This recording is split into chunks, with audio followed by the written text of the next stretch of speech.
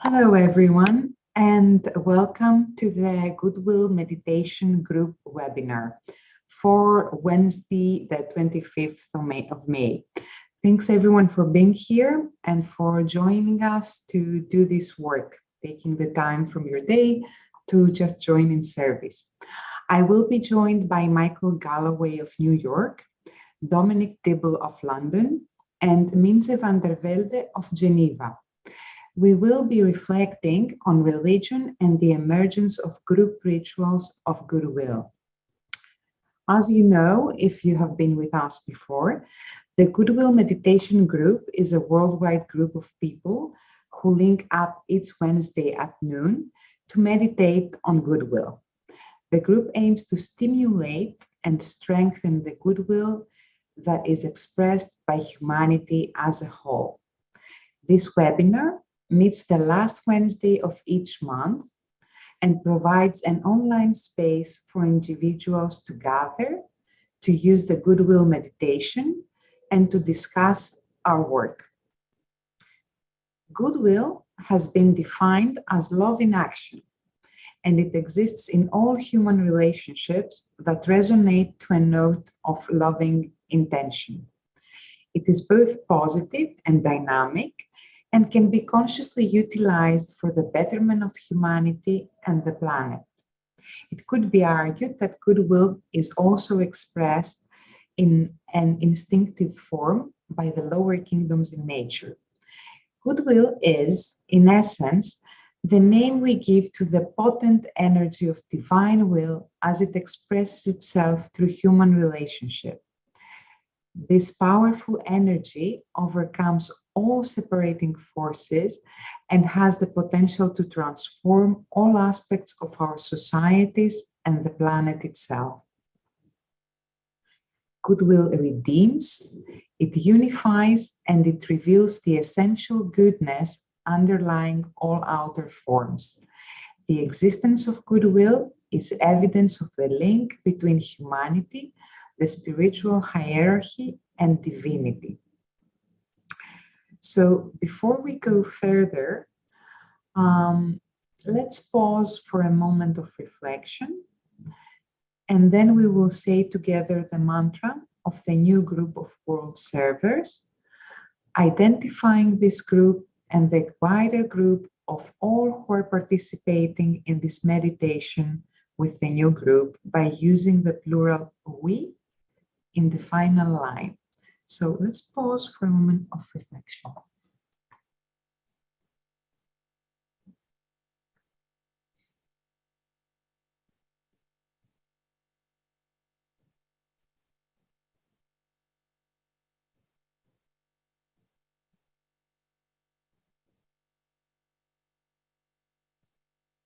May the power of the one life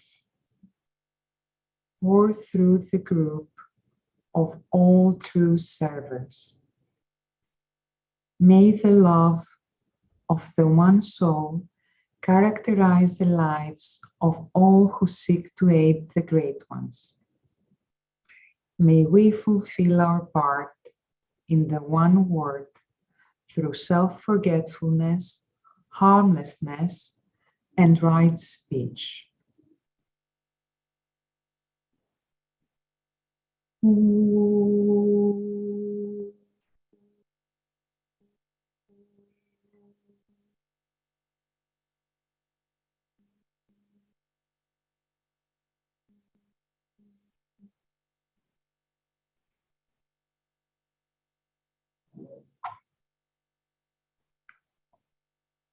So today's theme is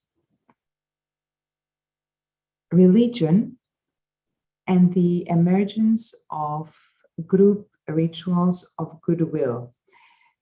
Religion in itself is a very ambiguous subject, and much can be said, but I would like to preface just by saying that we have all heard that we are entering a new age, the age of Aquarius. This shift denotes a shift in the fundamental energy that is available for humanity to cooperate with. So the new energy that will be in abundance for the next 2 millennia is the energy, an energy that is characterized as conducive to ritual and ceremonial order. In a sense, if one looks it up in a dictionary, ritual is defined as a set of rhythmic acts that are undertaken in an orderly manner and are repeated often. As we, as a society, tend to synchronize more and more through social media and increased interaction in our daily lives, this concept of ritual will seem to be gaining in significance in our daily lives more than ever in the past. And I think that will not just be in terms of religion, but in terms of a spiritual stance that will be expressed throughout our activities as humanity.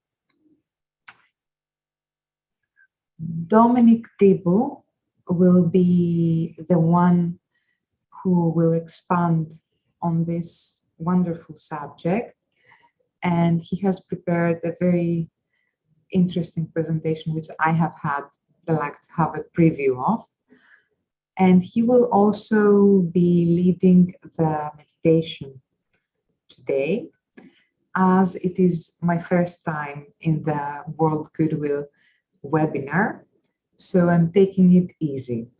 So let's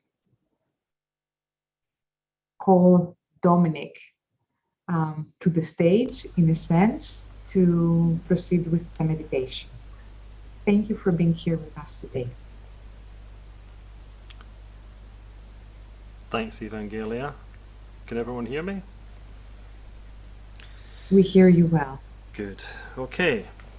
Thank you for that lovely opening reflection and welcome.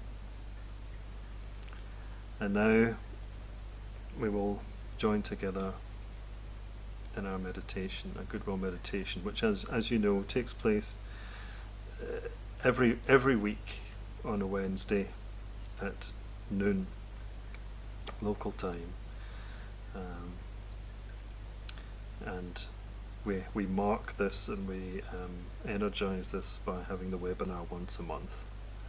But of course, everyone is free to participate every week. So we're going to link up in thought now with everyone throughout the world working with this Goodwill Meditation Group.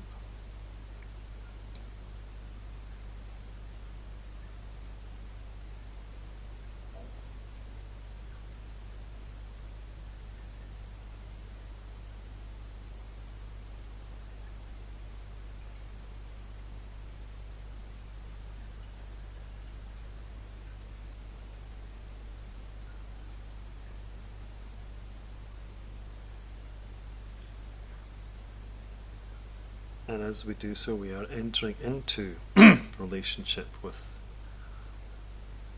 our fellow meditators in consciousness, and now we're going to reflect upon the fact of our relationships. We're related to our families,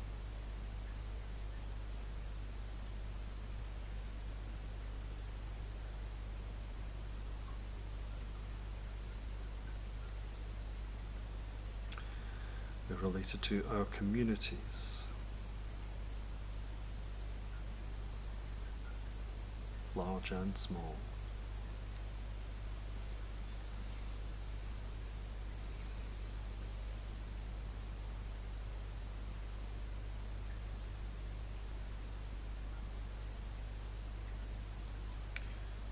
We can extend that thought out to the relationship with the nation in which we are currently living.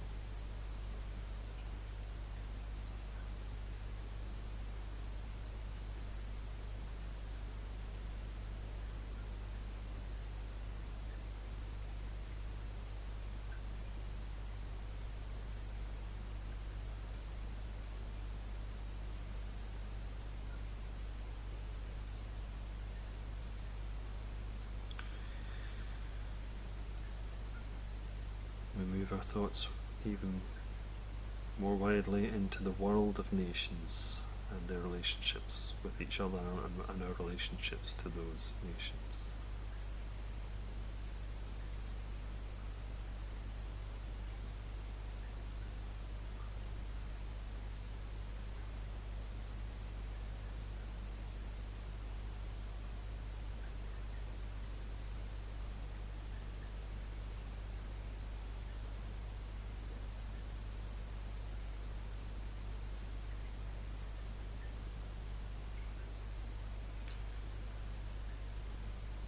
Finally, we extend our thoughts out into the one humanity made up of all peoples and nations. Every part of the planet.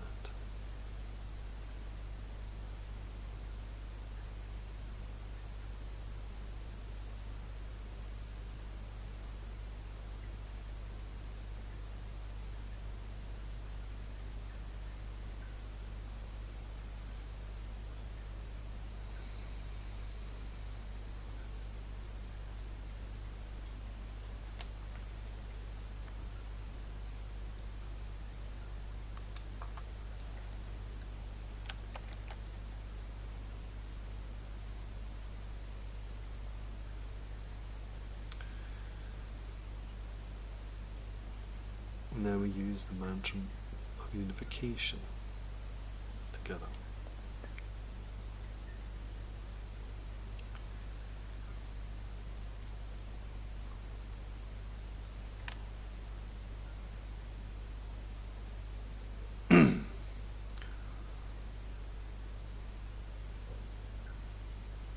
The souls of all are one, and I am one with them.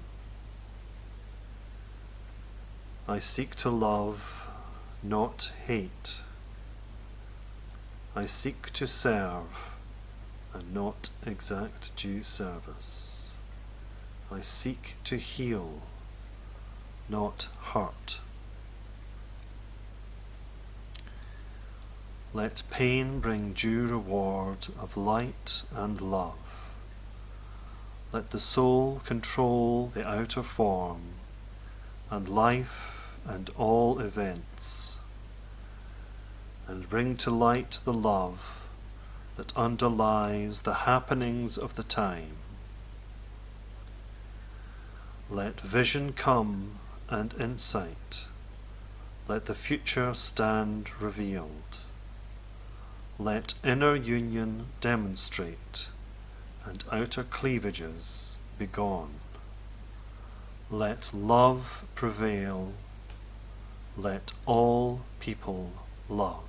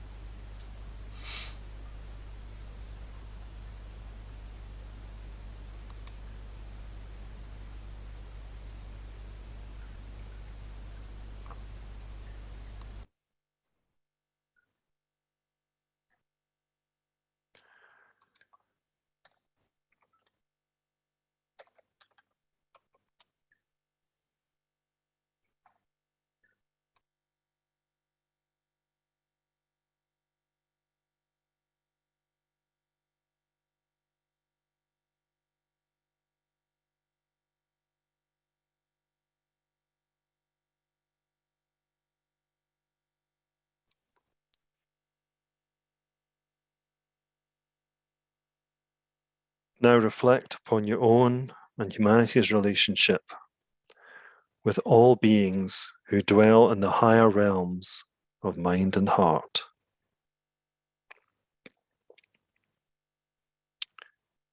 Are called by many names: saints, rishis, bodhisattvas, are honored by all the world's religions and spiritual groups.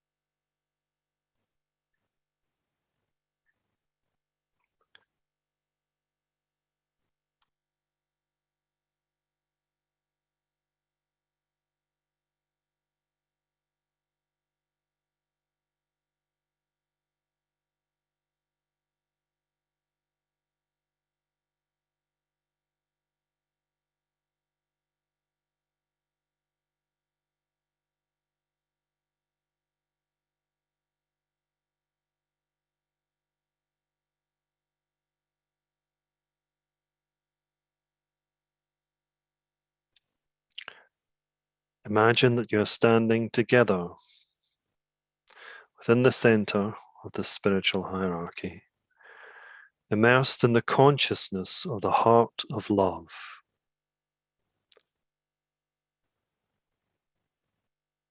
This heart of love is known by many names.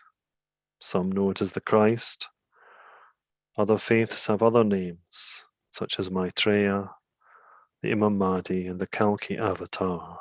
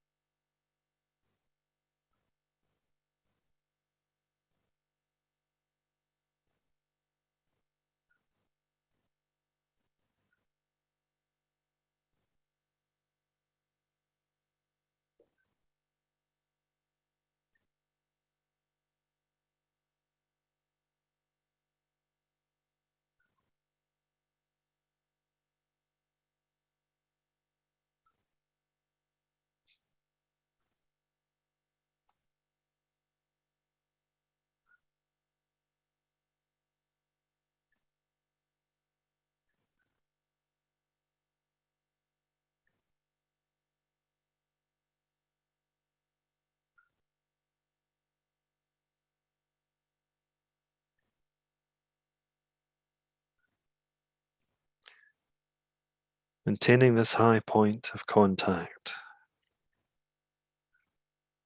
let your thoughts reach out to include all members of the human family in whom the energy of goodwill is active.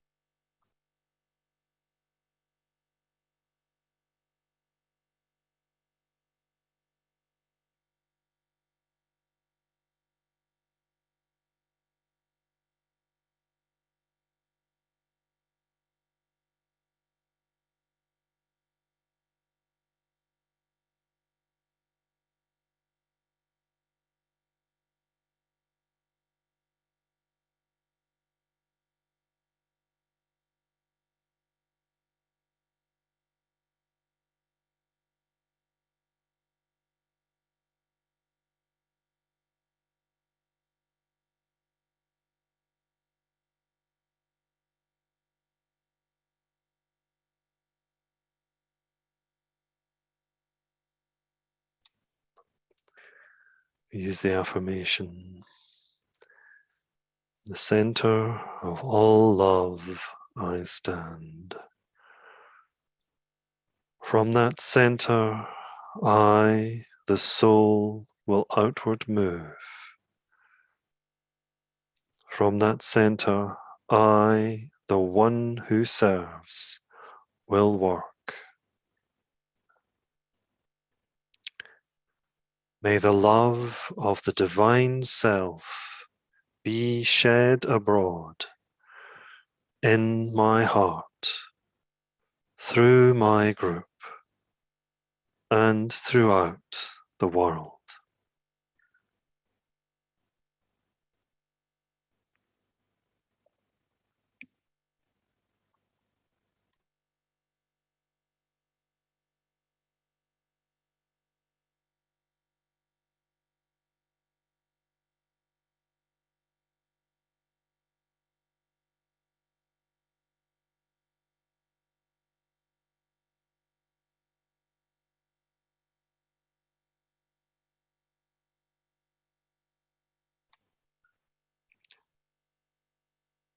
Visualize the energy of love flowing from the hierarchy through the men and women of goodwill and into the hearts and minds of all people, infusing them with goodwill and creating loving and harmonious human relationships.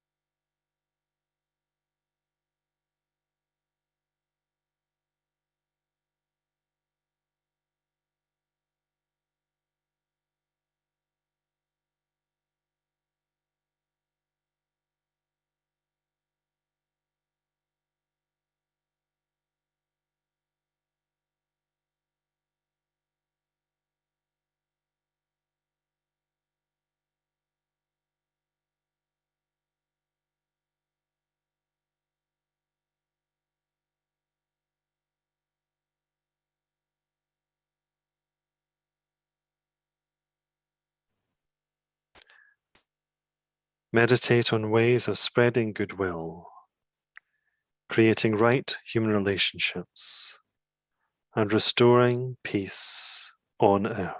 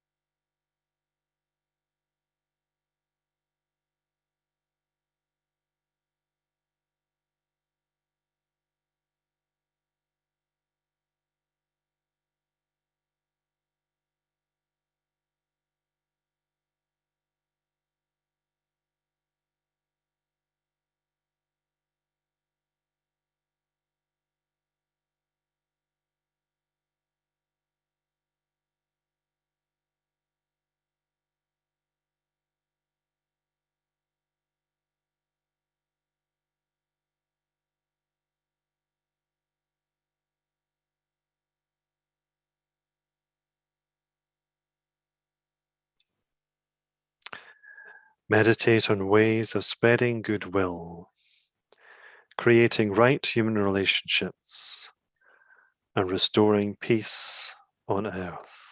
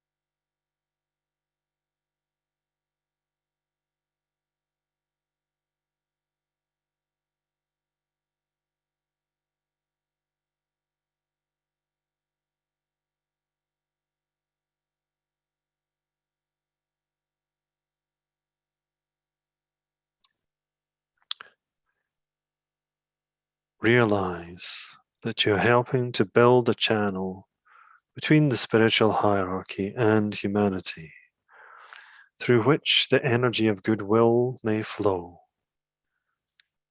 uniting humanity, solving its problems, and healing all differences and cleavages.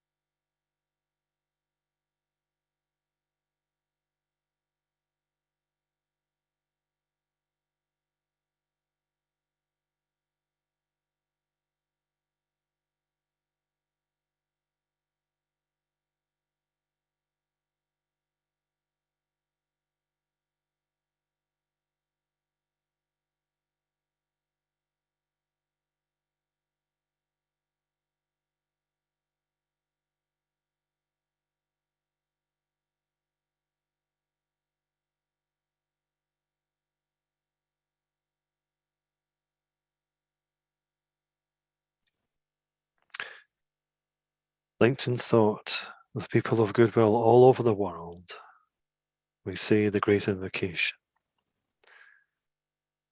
Say it with deliberation and full commitment to its meaning, knowing that you're radiating its potent energies to humanity.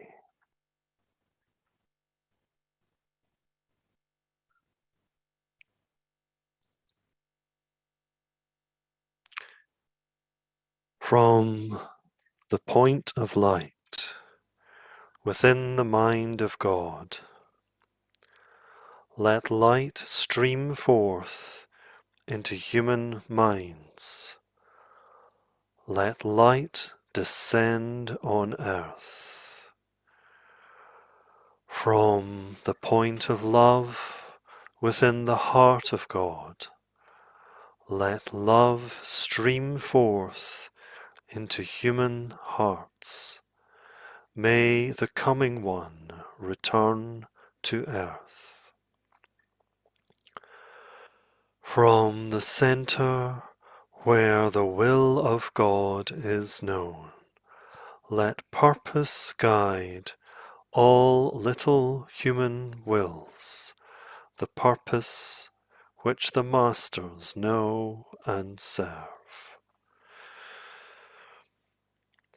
From the center which we call the human race, let the plan of love and light work out, and may it seal the door where evil dwells.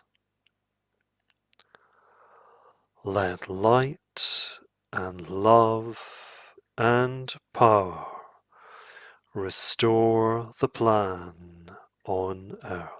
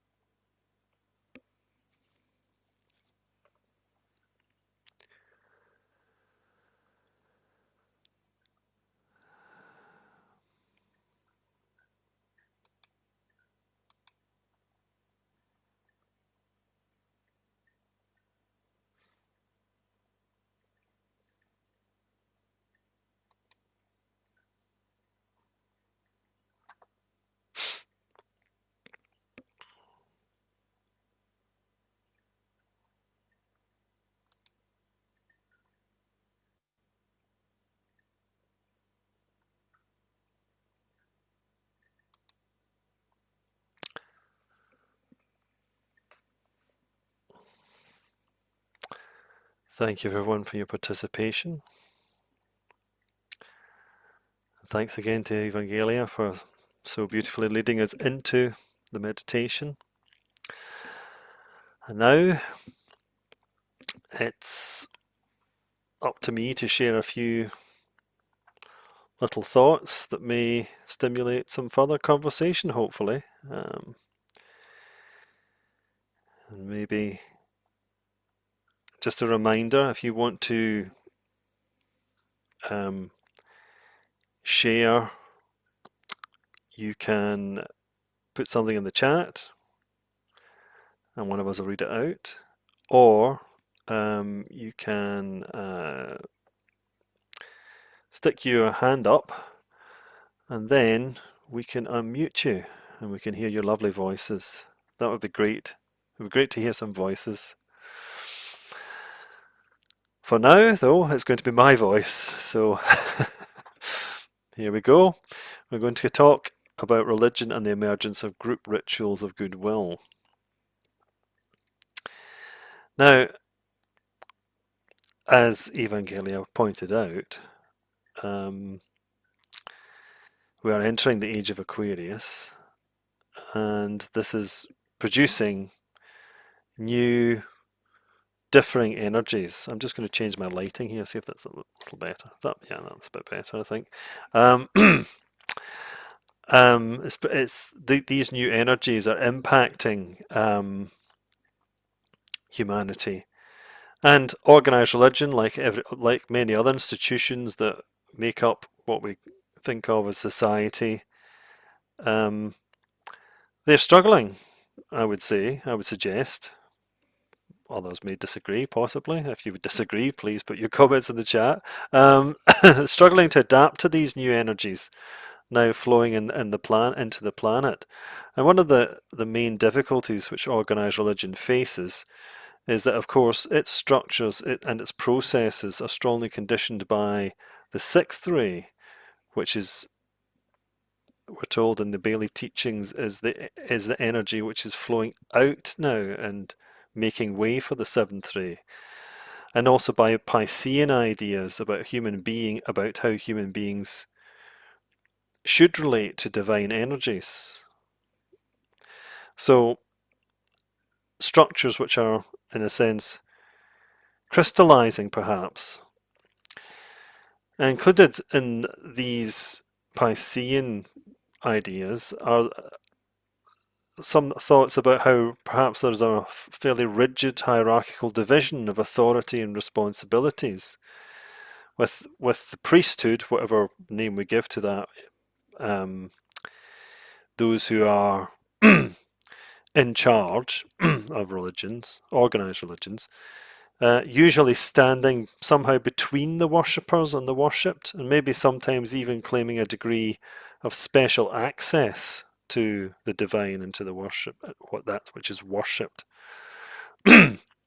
Now, that kind of thinking is probably not so comfortable for those who are responding to the energy of Aquarius, because the Aquarian mindset, there is a much greater emphasis upon spiritual independence of thought. And that also translates into the desire for a direct relationship between the individual and the source of all life, love, and light. So, because of that, there is those who are responding more rapidly to Aquarius, that there is a significant chance that they will feel alienated in some ways by traditional religious approaches. And of course, many of us were born and brought up in traditions like those. But because of this urge towards the more independent way of approach to the divine, people may find themselves drawn to the more individualistic examples which have been set down the ages by the mystics and the contemplatives, who've safeguarded the deeper esoteric wisdom within religious traditions. And sometimes, as we know, these mystics are themselves viewed with a degree of suspicion by those in positions within the religious hierarchy, precisely because they are expressing a degree of independence perhaps from the official line, if you like. Because those responding to Aquarius are also more likely to recognize and respect mystics within other traditions than their own, and also the similarities and truths held within the more esoteric strands of other faiths, that may incline them to explore initiatives where faiths cooperate, interfaith initiatives. And it's in these spaces, among other places, but perhaps particularly in these spaces between traditions, that there is likely to begin emerging new ways of relating to divinity, both individually and collectively. And these new ways can become, in time, rituals of their own. And one of the defining characteristics of such rituals is that they will almost inevitably hold a note of goodwill, since it's only really in such an atmosphere that it's possible for potent spiritual ideas, which are carried by religions, to be freely shared and intermingled. And I think it's probably fair to suggest that it would be good if there would be a longish period during which the symbols and the ideas which are used in such rituals, interfaith rituals, are still recognisably those of the individual religions that are meeting. This would help be a safeguard because it would give time both for those who are actually encountering others in interfaith contexts to grow comfortable with unfamiliar language around divinity, and time for those who are still rooted in only one tradition, who are still haven't quite made the step into interfaith work, to grow accustomed to the idea that there are members of their faith who are reaching out to other faiths and who are still able to remain within their faith. As this process continues, presumably there will emerge new symbols and ideas, perhaps hybrid in nature, or even entirely novel and underived from parent traditions. One avenue that may offer a safer way into this process, because it's not as subject to the possible misunderstandings around language, is through the medium of music. And there are a growing number of festivals of sacred music around the world, and there is in fact a Fez World Festival of Sacred Music in Morocco, which has been happening now for 25 years. And we can imagine these spaces of sacred music as ones in which the tonalities of the differing sacred music traditions begin to meet and to blend in new and interesting ways.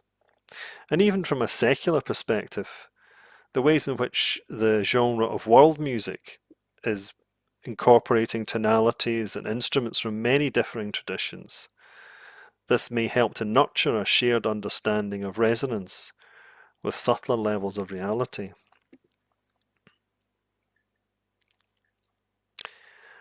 Another avenue through which new rituals might be approached, and one which may well be strengthened by the incoming seventh ray, as highlighted by Evangelia, is through rhythmic movement.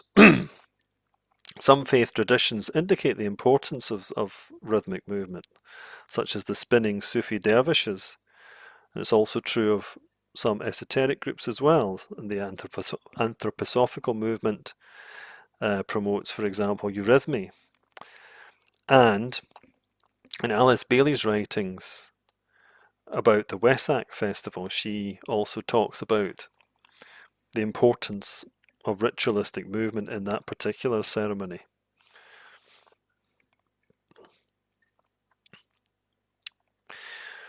One more area in which religious interfaith work offers a way forward is through peacemaking and peace building. Since this is a natural goal of religions, and therefore a natural space for cooperation, In London, there is the St. Ethelberger Centre for Reconciliation and Peace, which is based in a church, which was at one time bombed by terrorists, and it hosts a number of differing initiatives concerning peacemaking within religion. And it's notable that they also emphasise the need for reconciliation and peace with the earth, and which is, of course, another growing opportunity for interfaith cooperation and the creation of rituals of goodwill. In a recent roundtable hosted by the Dag Hammarskjöld Foundation, Dag Hammarskjöld was, of course, one of the first Secretary Generals of the UN, faith leaders discussed how their roles in the community gives them special opportunities to work in conflict and post-conflict situations to heal communities.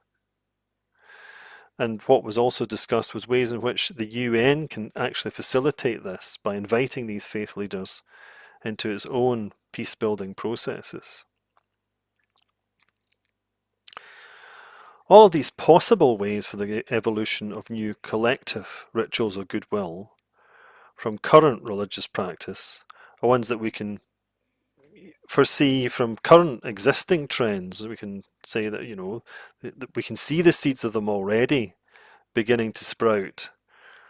But we also should consider, of course, the possibility of their emergence from somewhere unexpected, maybe from within one of the current traditions, or even from a completely new tradition. And we're already familiar with the thought that these rituals of goodwill, these future rituals of goodwill, ought in some way to be connected with lunar and with solar rhythms and with wider cosmic rhythms from the Bailey teachings and from other strands of the ageless wisdom. And we can guess that this will combine with a traditional understanding of these rhythms, the lunar and solar rhythms, in new ways. And as people of goodwill, we can seek out opportunities to engage with others in helping to sow the seeds for these new collective rituals. So, helping to revitalize the spirit of religion and renew its forms. Okay, well, that's my provocation, evocation, whatever you want to call it.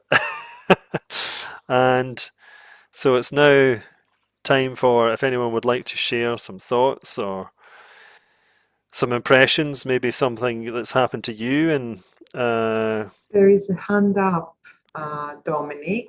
First of all, thank you for the talk. That was really wonderful. And Uli Titi, I'll ask him to unmute.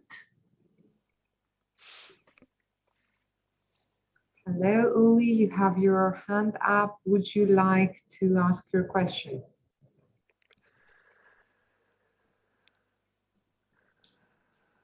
Maybe he accidentally put his hand up. Okay.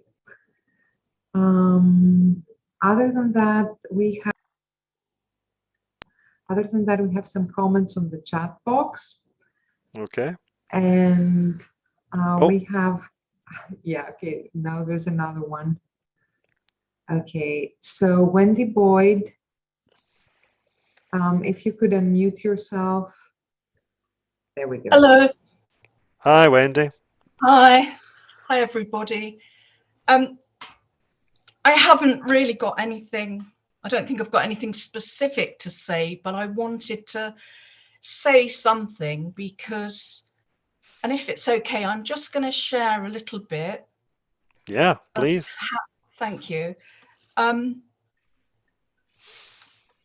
Since I've been attending these Zoom meetings and continued doing the meditation during the week, every Wednesday, I've found that it's really affected me. I didn't expect it to. I thought I was just gonna do this because I'm helping in some way and it's interesting and, you know, it's good to connect with people, etc., etc.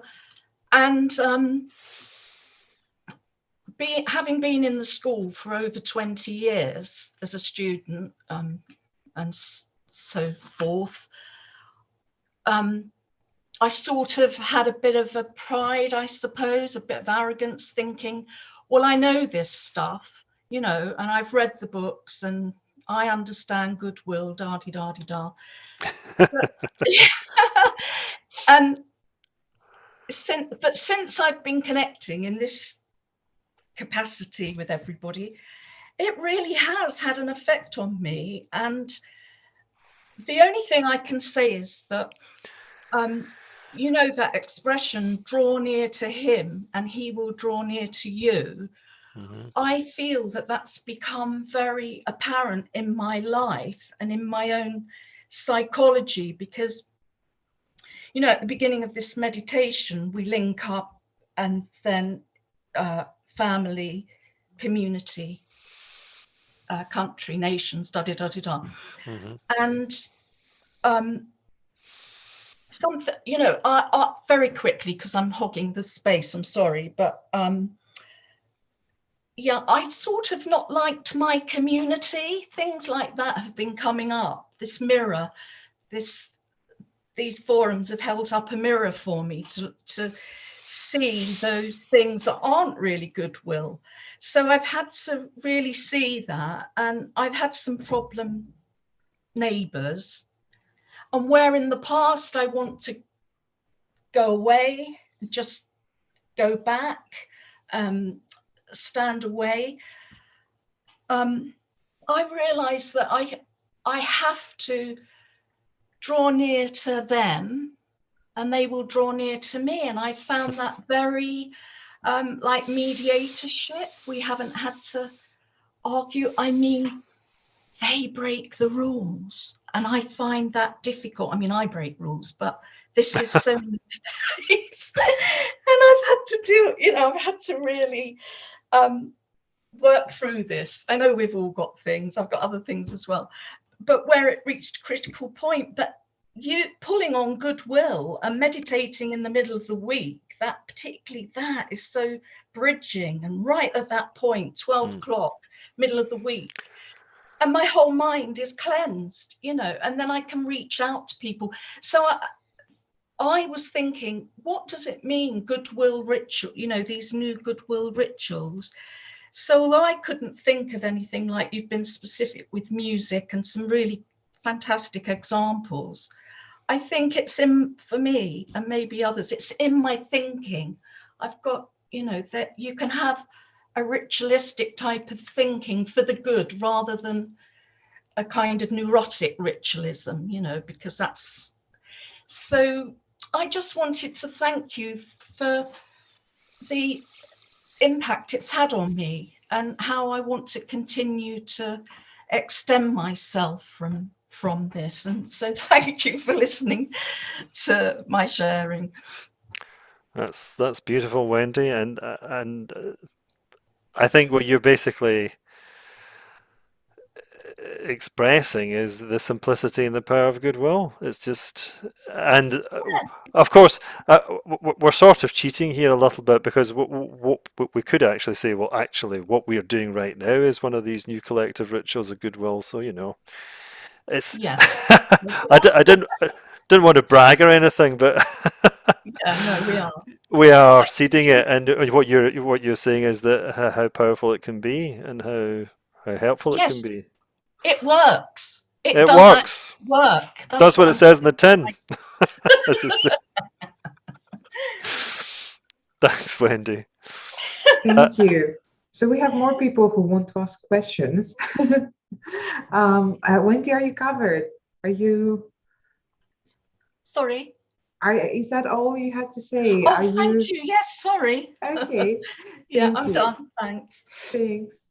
Okay, so I'm gonna ask Uli to unmute himself again, because he put up his hand before. Uli, can you please unmute yourself? I'm asking you to. Not happening. Okay. We're gonna move to Joshua Thought, I'm really sorry if I'm saying your name wrong. Could you please unmute yourself? There we go. Hi, Bengali. It was close enough. In light of the topic today, I thought I would share a quote on the Lucis Trust Instagram page that was recently posted. It's as follows: "The seventh ray disciple, by his knowledge of ritual, which is the ancient codified means whereby the attractive and expressive nature of the energies to be employed are organized and related, by his understanding of the words of power, which he discovers by experiment, and by using the potency of sound, the disciple of the future will work and build the new world with its culture and civilization." And I'll post a link to that in the chat if anybody wants to see the expanded quote.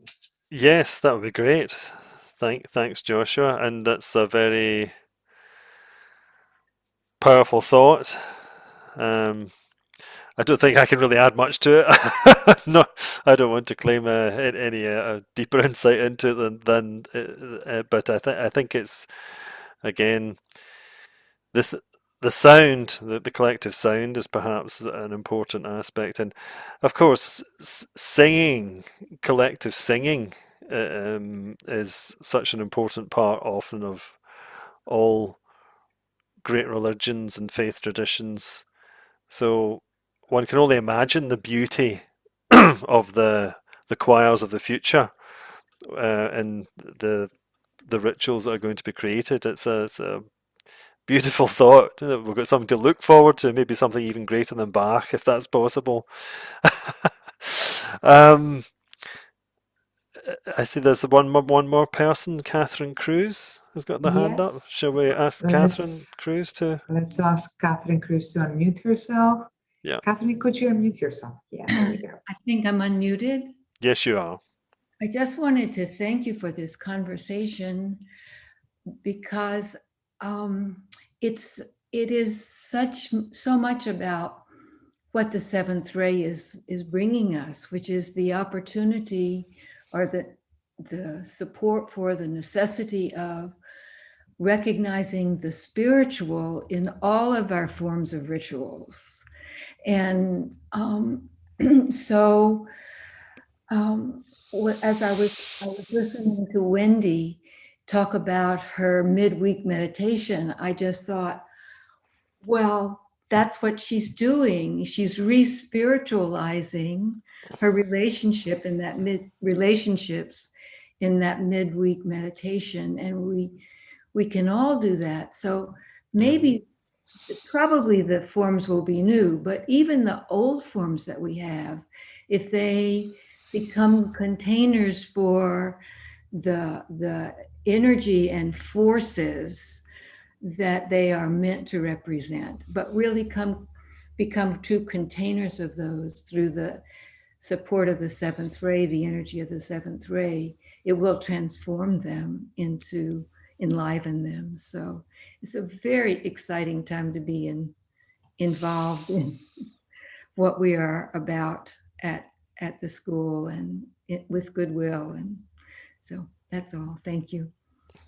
Thank you. And of course, you're right that it's not that as the old forms are necessarily going to be swept away all in one go, that we will also build upon those old forms and use them. And as somebody has just pointed out in the chat, Violet Filipowicz, the Great Invocation is a form of ritual and rhythm, and obviously that's going to be a significant grounding tool within the rituals of the future. I notice, Evangelia, that Uli has actually asked his question in the chat. So do you want to read it? Indeed. Do you want to read that out? So the question is, this is my question.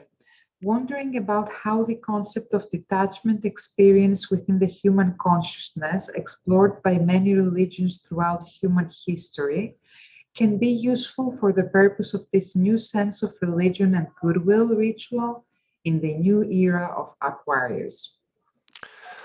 What do you think?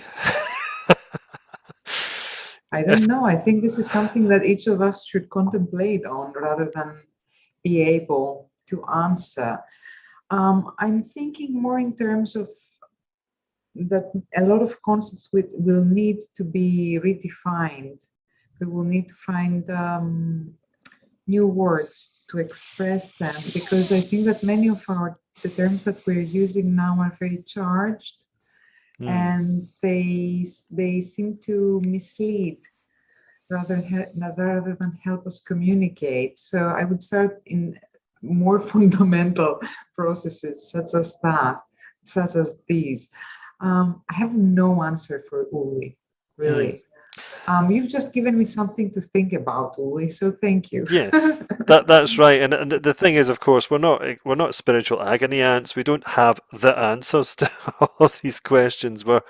We are all seeking after truth and enlightenment, and we're all on our way, so to speak. So I think that yes, that mean detachment may mean something different in the future when perhaps more people are individually less focused on the personality and more focused in the group, and that perhaps will make group rituals and group work of all kinds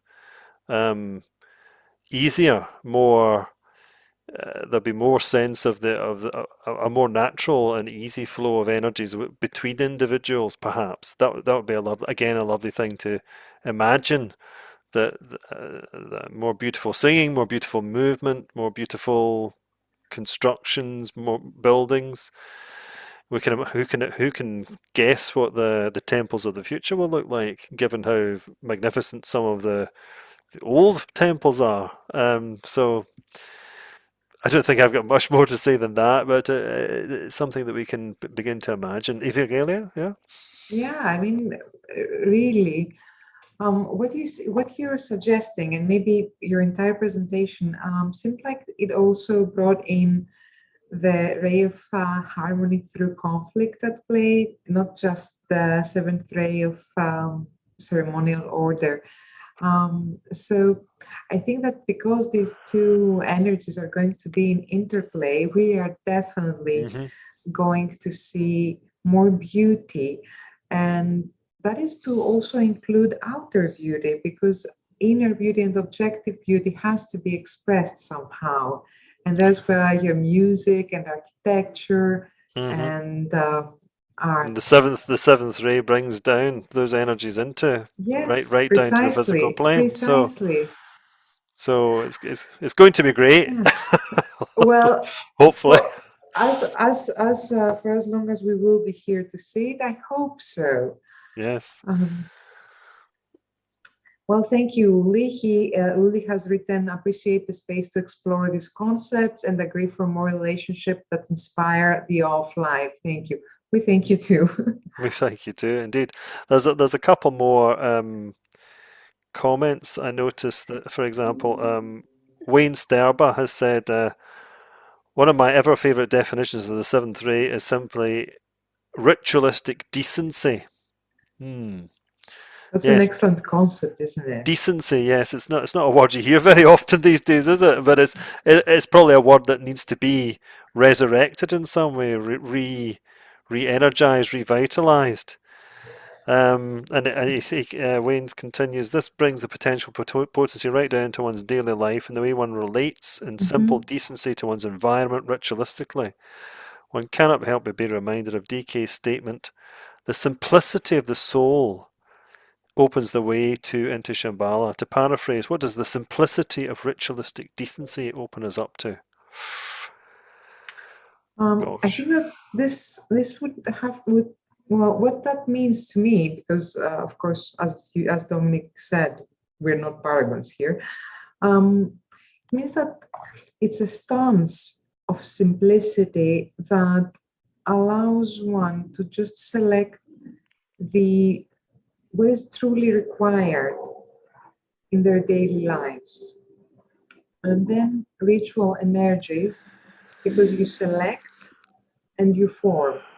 And you are not forming some artwork or an object, but you're actually producing the form of your own life, your life expression in the three worlds where we all live at the moment.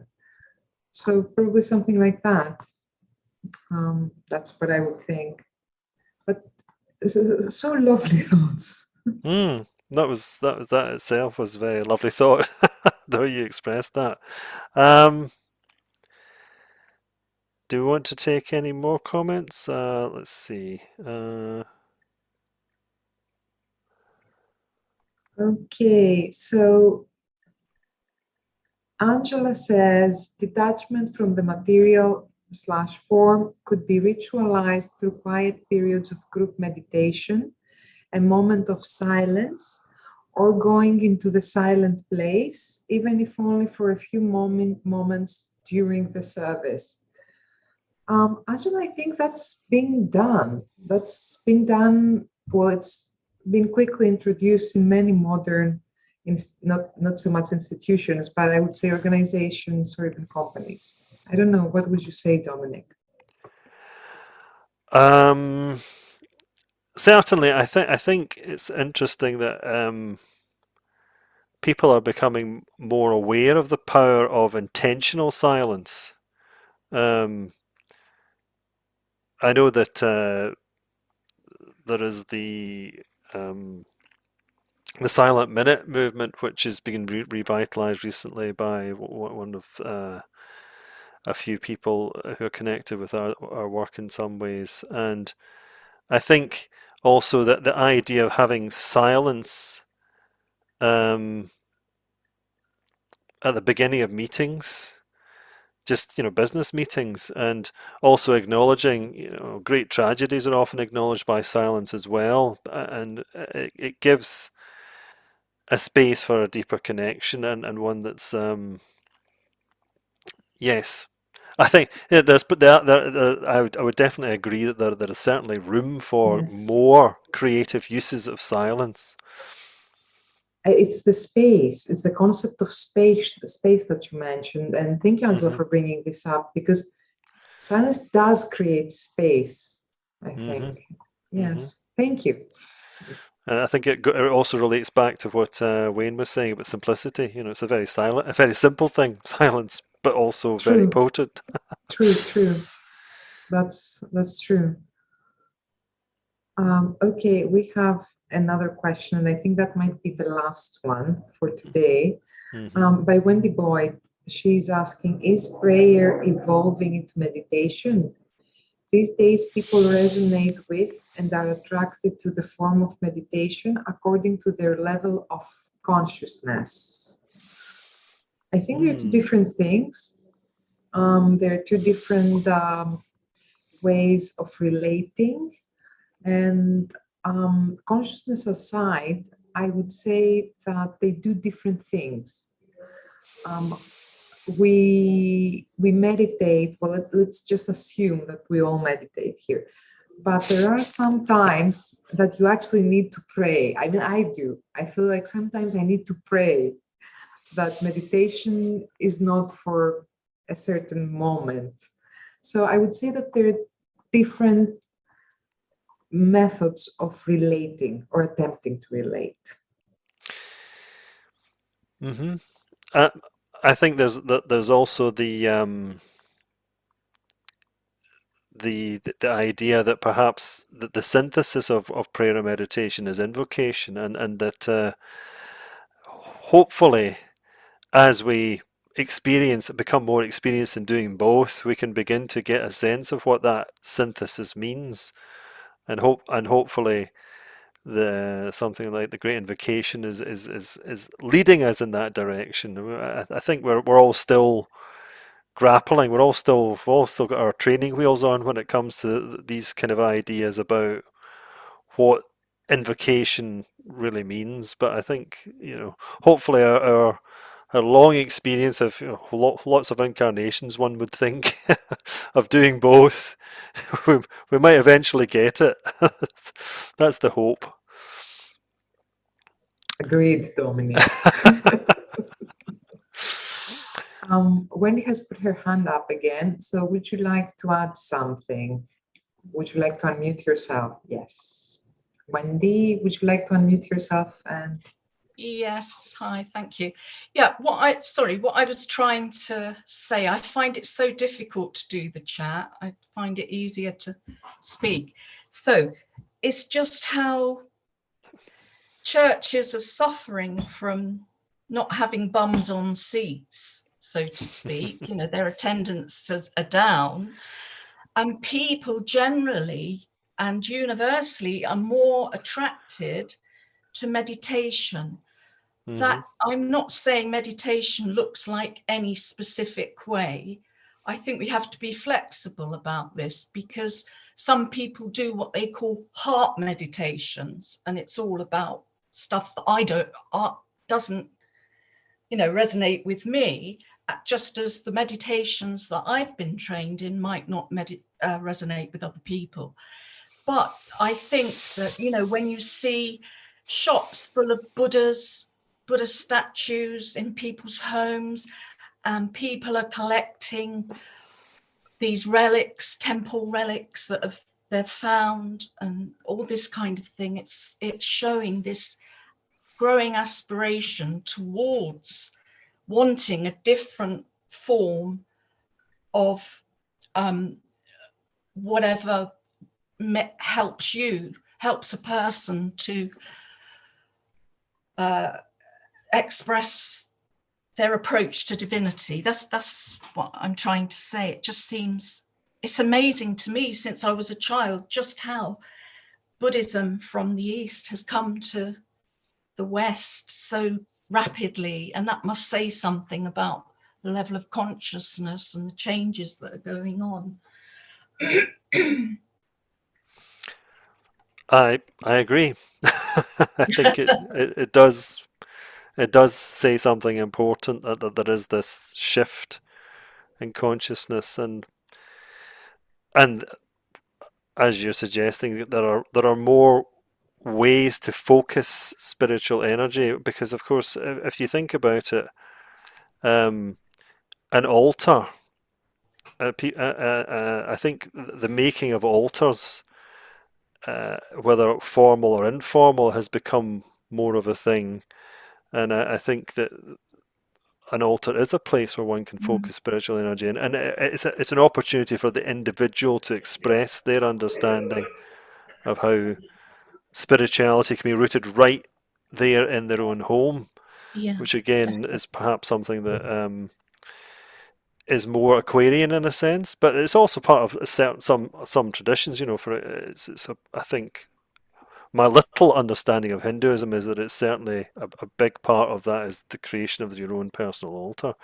So I think yes, I think, Shinto as well, Dominic. and Shinto, yes, exactly. So it just goes to show that people are adapting their ideas of what it means to have rituals within their own space, not just within public spaces, but that there will be obviously in future the opportunity to do that more collectively as well. I think we're running well over time now, so I don't know Yes. if we want to say any more. I just want to add one little thing, which is that Matthew Go Martin. ahead, because you were, you gave the talk, you were entitled to. This is a to collective take a little bit ritual. more You're a time. collective ritual, Evangelia. Precisely. But I just noticed Matthew Martin has said in the chat that invocation is somewhat different from prayer. It involves asking like prayer, but it's also responsible service work to channel or help direct higher energies into our world of need. And altars, indoors or outdoors, are ways to create a receptive space for higher energies to enter. And if you think about it, in a sense, a ritual, a rhythm, one which may involve rhythmic movement and music, is a kind of a moving altar in some senses. It's a portal that can, as you say, Matthew, help to ground those energies in the planet. So perhaps that's a good place to end. Well, thanks everyone. Thank you, Dominic, again for the talk. Thank you. And because it all stirred us into thinking and discussion. And thanks everyone else for being with us. We hope we will join you. You will join us. English is not my first language. You will join us for the next webinar, which is going to be on the last Wednesday of June. So we hope we'll see you then. Thank you again, and have a nice evening.